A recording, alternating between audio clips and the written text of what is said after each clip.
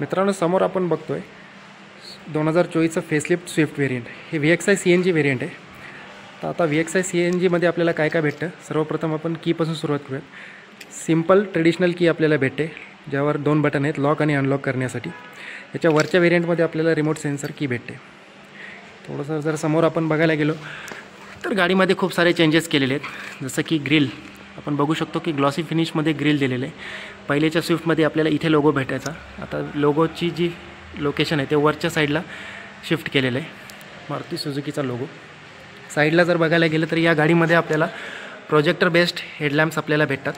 खाली आपल्याला DRL सारखं दिसत असेल इथे, पण हे DRL नाही आहे, ही क्रोमची पट्टी दिलेली आहे. स्मोकी फिनिशमध्ये आपल्याला DRLs हेडलॅम्प प्रोजेक्टर हेडलॅम्प्स भेटतात. याच्या खाली जर बघायला गेलं तर आपल्याला इंडिकेटर प्लेस केलेले आहेत. जसं की मी तुम्हाला सुरुवातीला सांगितलं होतं की VXI आहे, सेकंड बेस मॉडेल आहे, सेकंड टॉपही म्हणता येईल याला. व्हॅल्यू फॉर मनी वेरियंट आहे. इथे फॉग लॅम्प्स आपल्याला प्लेस करता येतात आफ्टर मार्केट जर करायचं झालं तर, पण कंपनी आपल्याला फॉग लॅम्प्स प्रोव्हाइड करून देत नाही. थोडंसं जर खाली बघायला गेलं तर इथे एक ॲडिशनल मॅट ब्लॅक फिनिशमध्ये आपल्याला बंपर ॲड केलेलं आहे. सेफ्टी फीचरसाठीच आहे की गाडीला खालून काही लागू नये म्हणून. याची क्वालिटी खूप चांगली आहे, प्लास्टिक क्वालिटी.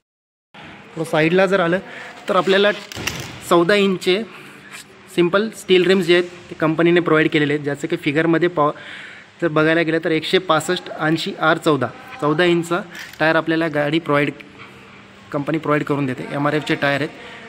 थोडं साईडला झालं तर इथून सुरुवातीपासून तर एंडपर्यंत गाडीच्या बॉडीवर अंडर बॉडी क्रिजेस पण अवेलेबल गाडीच्या डिझाईनमध्ये चेंजेस केले आहेत. बॉडी कलर्ड ORVM दिलेले आहेत. बॉडी कलर्ड हँडल दिलेलं आहे. मागचं जे या हँडलची आपण पोझिशन पण बदललेली आहे. आधीच्या स्विफ्टमध्ये आपल्याला बघायचं की इथे पोझिशन होती, आता ती सिंपल जशी की याच्या आधीच्या स्विफ्टमध्ये जशी यायची तिथे आता इथे प्लेस केलेली आहे. मागून गाडीचा लुक काही असा दिसतो, तुम्ही बघू शकता.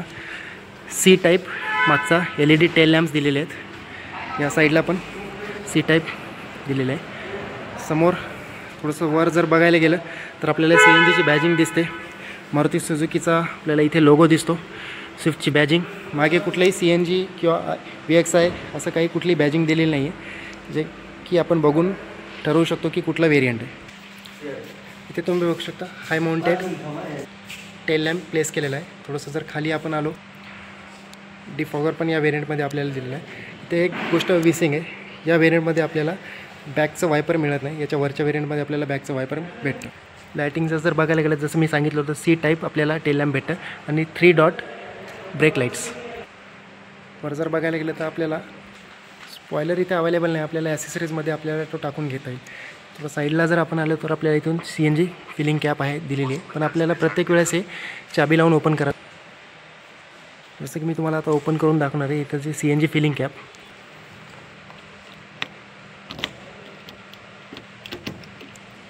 अशा प्रकारे CNG फिलिंग कॅप ओपन करता येते. म्हणजे आधीच्या गाडीमध्ये सेन्सर होतं, ती सेन्सर कोणी कॅप काढली की गाडी बंद पडायची. तो एक खूप मेजर इश्यू होता, तो या कंपनीने सॉर्ट आऊट केलेला आहे. तसं जर वर आलं तर आपल्याला या वेरियंटमध्ये किंवा स्विफ्टमध्ये आपल्याला शार्क फिन अँटिना भेटत नाही, सिंपल अँटिना आपल्याला भेटतो, जो की या प्रकारे.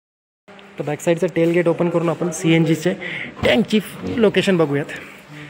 सिंगल सिलेंडर आपल्याला CNGचं अवेलेबल केलेलं आहे, जी 55 लिटरची कॅपॅसिटी आहे. याच्यामध्ये 8 ते 10 किलो CNG आपल्याला भेटतं. 265 लिटर बूट स्पेस आपल्याला अवेलेबल होतो, जो की सफिशियंट आहे. वर बघू शकतो आपण हायड्रोलिक सिस्टम आहे. पार्सल ट्रे या वेरियंटमध्ये आपल्याला सोबतच भेटतो. बिल्ड क्वालिटी पहिलेपेक्षा बेटर आहे मारुती सुझुकी. जर फिगर्समध्ये बघायला गेलं तर ग्राउंड क्लिअरन्स गाडीचा 165 मिलीमीटर येतो, जो की सफिशियंट आहे इंडियन रोडच्या हिशोबाने. 165 मिलीमीटर ग्राउंड क्लिअरन्स ठीक आहे. आता आपण एवढे पैसे मोजल्यानंतर आपण इंटरनल गाडीमध्ये काय काय भेटतं ते बघूयात. तर राईट साईडचा डोअर उघडल्यानंतर आपल्याला पूर्ण ब्लॅक फिनिशिंग या गाडीमध्ये भेटते.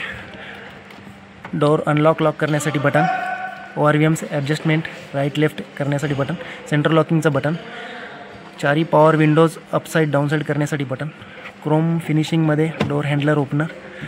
इथे कुठलाही सॉफ्ट टच नाही आहे. एक राईट साईडला फॅब्रिकमध्ये सॉफ्ट टच दिलेला आहे. आतमध्ये गाडीमध्ये बसून बघूयात की कम्फर्ट कसा आहे. गाडीच्या आतमध्ये बसल्यानंतर काहीतरी वेगळ्या सेगमेंटमध्ये बसलो आहे असा प्रीमियम फील मारुती सुझुकी स्विफ्टमध्ये बसल्यानंतर आपल्याला येतो आहे. स्टेअरिंग जर बघायला गेलं तर पूर्ण डिकट स्टेअरिंग आपल्याला भेटतो आहे, ज्याच्यावर कंट्रोल्स आहेत. ब्लूटूथ, फोन उचलण्यासाठी, फोन काटण्यासाठी आणि आवाज कमी जास्त आणि मोड्स बदलण्यासाठी. स्टेअरिंगवर लोगो आपल्याला प्लेस केला आहे जे की राऊंड शेपमध्ये. स्टेअरिंगचे ॲडजस्टमेंट जर बघायला गेलं टेलिस्कोपिक नाही आहे, टिल्ट ॲडजस्टमेंट स्टेअरिंगमध्ये अवेलेबल आहे. साईडला जर बघायला गेलं तर इथे ट्रॅक्शन कंट्रोलचं बटन आहे, fuel, CNG on off, headlight leveller. जर सेफ्टी फीचर जर बघायला गेलं तर गाडीमध्ये 6 एअरबॅग्स येतात, ट्रॅक्शन कंट्रोल, EBD, ABS असे तमाम फीचर्स गाडीमध्ये आपल्याला भेटतात. 8 इंचेस टचस्क्रीन आपल्याला